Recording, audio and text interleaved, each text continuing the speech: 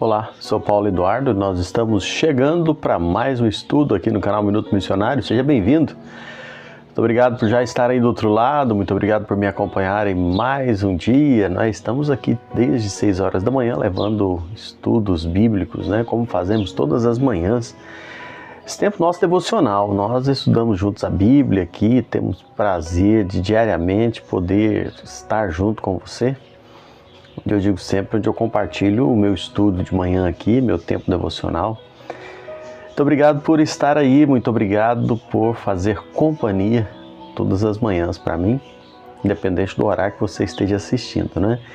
Sei que tem gente que assiste à tarde, à noite, pela madrugada, tem aqueles que deixam para usar uma expressão de série de TV, que deixam para maratonar final de semana, que senta e assiste a semana inteira todos os estudos, enfim, no momento que você estiver me assistindo, muito obrigado. A gente vai juntos agora estudar a Bíblia e eu quero te convidar a me acompanhar em mais um estudo. Vamos juntos. Hoje nós vamos começar o capítulo 15, o meu primeiro versículo apenas. Hoje eu quero fazer apenas uma introdução do que nós vamos falar, sobre um concílio que acontece em Jerusalém.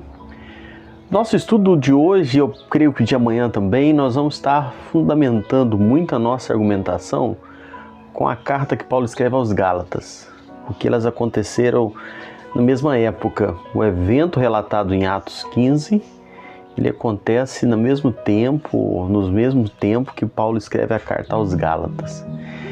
Eu gosto muito de Atos dos Apóstolos, porque Atos dos Apóstolos nos dá uma visão por trás do que aconteceu no momento em que as epístolas foram escritas.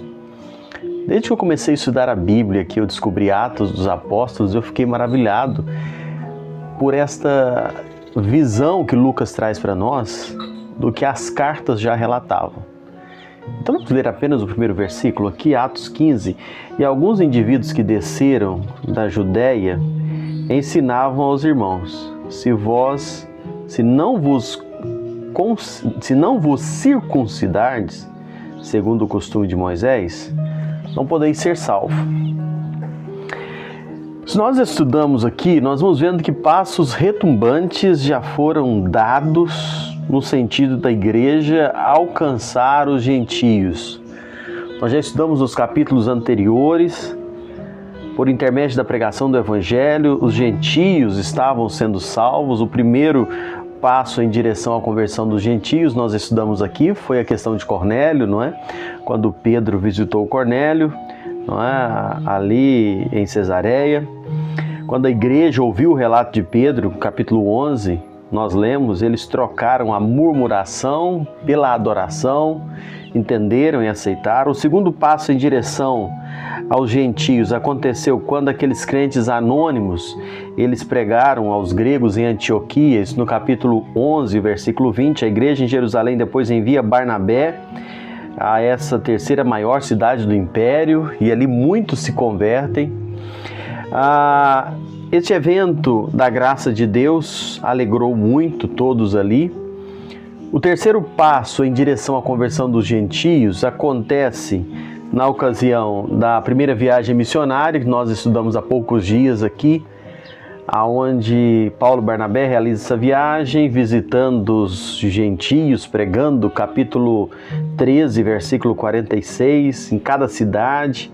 Eles levavam Cristo aos judeus e aos gentios também, capítulo 14, versículo 1, capítulo 14, versículo 27, enfim. Passos haviam sido dados para que os gentios também pudessem entender o Evangelho, para que eles pudessem também conhecer a Cristo. Só para esclarecer para você que talvez não é muito familiarizado com essas expressões, quando nós falamos gentios, nós estamos falando aqueles que não eram judeus. Então, no caso, eu e você, se você não é descendente de judeu, você é um gentio, Então, nós somos gentios, não somos judeus. E o Evangelho havia começado ali em Jerusalém, a igreja começa ali com os judeus, e ela está espalhando para outras nações e outros povos. E aqui nós temos essa situação. Cristo sendo levado, então, para gentios e judeus.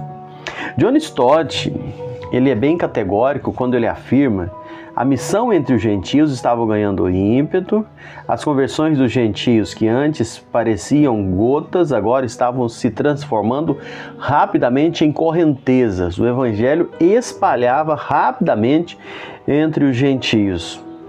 Os gentios convertidos, eles eram recebidos como parte da igreja, pela igreja, por meio do batismo, e não por meio da circuncisão. A circuncisão era um sinal que vinha desde os tempos de Abraão, uma marca que fazia no menino, no homem, o 8º dia de nascido, e desde então qualquer pessoa, para se integrar ao judaísmo, precisava, alguém que não tivesse sido circuncidado enquanto criança, que era agregado ao judaísmo, precisava da marca da circuncisão, ou seja, precisava fazer aquela circuncisão, que era uma marca feita no prepúcio do menino e depois, posteriormente, no do homem, quando ele se convertia ou se tornava um judeu. Os gentios salvos aqui, eles não passavam pela circuncisão, eles eram aceitos, parte da igreja, pelo batismo, conforme o Senhor Jesus, ele havia ensinado. Então, assim acontecia. E nesse ponto, começa a surgir uma tensão na igreja. O evangelho avançando, gentios sendo agregados à igreja, mas aí surge um ponto de tensão. Uma coisa era ratificar a conversão dos gentios, mas agora, será que podiam ratificar sem a circuncisão? Pronto, começou um problema. Começou uma situação. A fé em Jesus sem as obras da lei, que os judeus tanto zelavam, não é? E eu deixo esse zelavam entre aspas aqui. O compromisso com o Messias, sem a inclusão no judaísmo, ou seja, ele podia ser salvo sem necessariamente se tornar um judeu.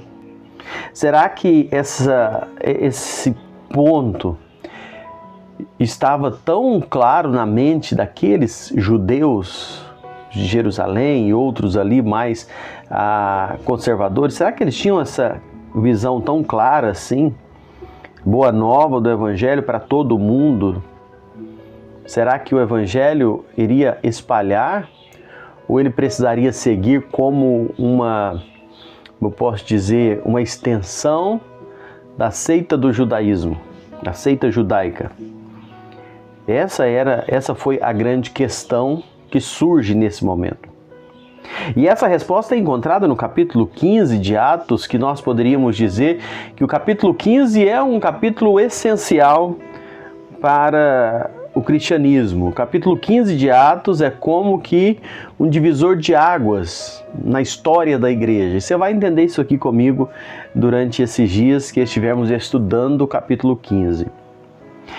De acordo com John Stott, a decisão tomada nesse concílio que acontece aqui no capítulo 15, num encontro, numa deliberação que eles têm como irmãos, liberou o evangelho das suas incômodas vestimentas judaicas para se tornarem a mensagem de Deus a toda a humanidade, dando à igreja judaico-gentílica uma identidade autoconsciente, como povo reconciliado por Deus, unicamente pela obra de Cristo na cruz, se tornando o único corpo de Cristo.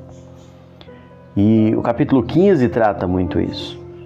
O avanço missionário, ele enfrentou muitas lutas. Mas aqui no capítulo 15, nós encontramos uma divisão, uma tomada de decisões. Eu vou deixar aqui hoje o nosso estudo, para a gente não prolongar muito, mas eu quero que você entenda comigo o evangelho avançando entre não-judeus, e aqui surge uma situação que poderia parar ou permitir que o evangelho continue avançando. E para isso, mais uma vez, os irmãos se reúnem nesse concílio de Jerusalém para tomada de decisões e esclarecer os fatos. Isso com uma orientação vinda da parte de Deus.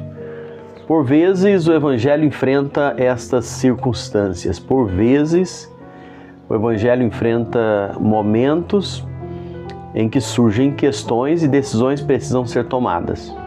E essas decisões precisam ser tomadas na direção do Espírito Santo de Deus. Alguns chegam ali e dizem, não, vocês não podem ser salvos dessa forma. Nós lemos aí. Vocês não podem ser salvos, diz o versículo 1, se vocês não guardardes segundo, se não circuncidardes segundo o costume de Moisés. Se vocês não fizerem circuncisão, vocês não vão poder ser salvos. Então há uma necessidade de uma reafirmação. Quem sabe, quem conhece a Deus, sabe muito bem a vontade de Deus. Quantas vezes nós cremos em Cristo como Salvador, temos a convicção da nossa fé, mas por vezes nós poderemos ser questionados assim. Você acha que você agora é salvo só porque você um dia falou que aceitou Jesus? Você não vai ser salvo se você não guardar a religião dos nossos pais, dos nossos avós. Se você não fizer o que todo mundo fez, você não é salvo, isso é bobagem. Para que essas palavras não venham impedir, nós precisamos de uma clareza, de uma convicção de coração. E isso vem através de Cristo Jesus. Eu não sei se a sua fé é colocada à prova, mas eu quero dizer para você que a palavra de Deus nos diz sobre a salvação é o suficiente. E ela diz que se nós crermos com o coração, confessarmos com a nossa boca, nós somos salvos. E é por isso que nós temos a certeza da salvação. Eu não preciso de uma tradição religiosa, eu não preciso de um costume, porque alguém fez, porque toda a vida foi assim. Eu preciso crer no que Deus diz na sua palavra. Isso nos basta. Mesmo que sejam acusações firmes de pessoas, talvez até bem intencionadas. Mas aquilo que a palavra de Deus me diz é o suficiente para a minha fé. Deus abençoe você. A gente segue falando nisso no nosso próximo encontro, se assim o Senhor nos permitir.